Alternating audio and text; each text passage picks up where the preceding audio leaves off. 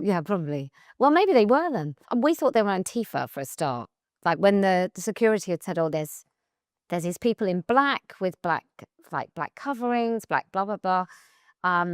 So there was that was a big controversy. So, but by the time I got to New Zealand, where they cancelled my hotel, they kept me, when I arrived in the country, they searched my bags for like 2.5 hours. What were they looking for? Nothing. They were just looking to annoy me because they didn't search me. Well, they were looking for like violent opinions? Yeah, probably. And I'd been touring Australia for about 3 weeks by then, so with no washing done. And so they were putting like all my dirty linen out, like spread it all over the tables. It was, it was just horrible. And then my hotel had been cancelled on my way over. Anyway, get to the point. So I did an event in Auckland, and the police were supposed to be there. And when we got there was about 2,000 people, which it could have been 1,000 to 3,000, but we'll say 2,000. And they all had signs like Posey Parker's a fascist, stomp on a turf, all the nice, friendly, supportive things. And then I got souped where someone tipped soup on my head. And then the mob came. They wanted blood because that's how the mob works. Like a group of people just turns into just a single kind of cell amoeba type thing. And I thought they were going to kill me. And so there was a point at which, and I had 10 bodyguards. So they just linked around me. So I was in there, got souped, and then we were waiting for the police to come and make sure I could get out, and all the other women. And the security guard just said, the police aren't coming. And I was like, oh, that's quite serious. And they were like, yeah, the police aren't coming. And so they put a group around me of 10, all linking arms. I was in the middle. And then we had to get through that crowd of people to the outside of the park. And at one point, I started going falling to the floor, and I got to about 45 degrees. And I was like, Kellie Jay, if you don't get yourself right now, you'll die. You'll get to the floor, and it doesn't even matter whether it was a friendly crowd, and it wasn't. I'll get trampled to death, and I'll never see my kids and my husband. And I managed to get up, and then you just do one foot in front of the other. And then eventually when we got right to the outside, the police were there, and they put me in a police car, and I had to go into armed protection. And most of the police didn't even know where I was. It was just a couple of officers, and I was in armed protection until I left the country. So yeah, I had an armed escort to the airport, through the airport, and then I flew on Dubai Airlines, Emirates. Oh, it was so lovely. What's the stewardess uniform? What, Emirates? Oh, I have no idea. Probably something. Did you tell them to? No, I did not. No, they didn't cover their faces. No, they don't. That's true. No. You carried on? Why? Because I think I'm more afraid of what happens if I don't. Like, if I don't carry on. There are plenty of people in this space now that I've managed to shift a bit of the Overton window, but they don't hold the line quite so much. My view is that there shouldn't be a man in cross-dressing in a school. There shouldn't be a man cross-dressing in the NHS or in the police. Why? I don't, because that significantly changes the culture of any place. If you have somebody who is pretending to be the opposite sex. For a start, I think most men are motivated by fetish.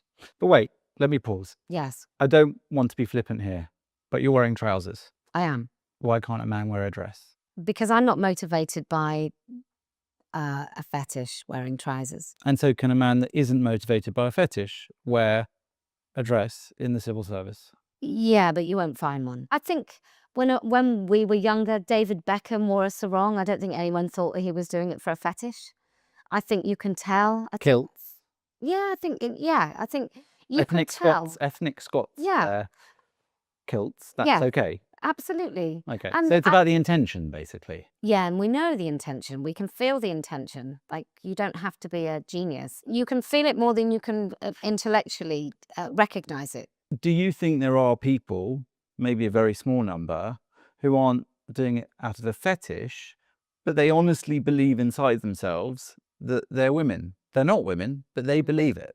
Grown heterosexual men, no. I don't know if they're heterosexual. Just So there are two. could you imagine a psychology where somebody erroneously believes something about their physical being that is false? Yes, but I think we are so far into transgenderism. We know that we know of old, before porn and before we recognize fetish. We know that some people didn't fit into very rigid roles, and in order not to fit in that rigid role, they would then be a third. But like there were no old, like, people, oh, trans has always existed. Well, there were no men genuinely accepted as women. They just had a different role to other men.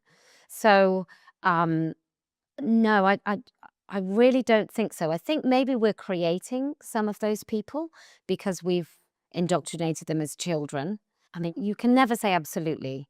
I must say, I tend to agree with most of what you say on this topic, but I have met people years ago, before this was a really sort of big trend, who, yeah, I believed that they believed in the situation that they were physically a man but felt totally a woman. I consider it a psychological issue that was how they are, because I also know women who predominantly, sometimes men, who think they are fat and they are dangerously skinny, and yet they keep starving themselves. So there are psychological conditions that I'm aware of where people genuinely believe something which is wrong, and I wouldn't fix that problem by affirming it. But I think there are some people, no, I mean, if you think back 20, 30 years about people who were what we called back then transsexual, you still don't think any of them were No, totally honest in what they're saying? no, no. And I don't think I don't think they believe the things they're saying either. I think if you genuinely believed that you were a woman, you wouldn't feel the need to wear womanhood in order to prove it to other people. No. I think that, like, I'm a woman. I have a woman's sexuality and a woman's kind of frame of reference and woman's hormones, and so I don't really understand the power of a man's sexuality, but I believe it's pretty powerful.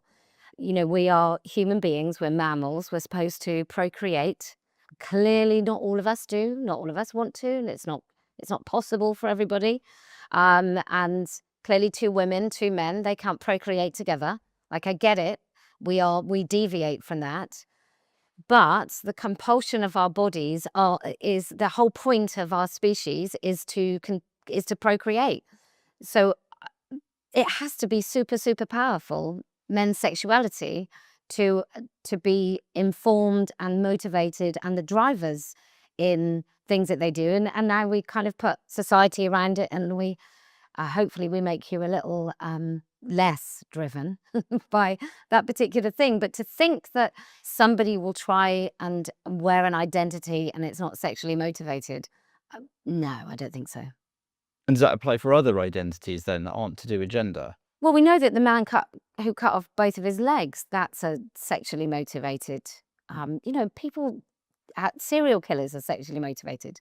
Like, it might be disordered, Yeah. but I think when I talk to women about this, they have no concept of what fetish will do. Like, maybe it was because I watched a program when I was about 15 when Channel 4 first came out, and it was about fetish, and a man, like, grating his penis. Like, you know, I can't possibly get on board with that. I don't really understand it, but I know that what happened is the pathways to his sexual pleasure kind of went wrong somewhere, and his pleasure was through kind of non-sexual activity that was pain.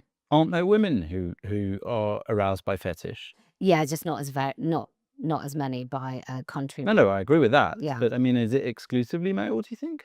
I don't think it's exclusively male, but I have yet to read of a single anecdotal case of a woman being motivated by sexual fetish in order to dress as a man. Broadly, I think women are escaping something. They're moving away from something, and men are moving towards something. So in a way, transgender or sexualism, in your perception, is something which is different. The condition is entirely different for men and for women.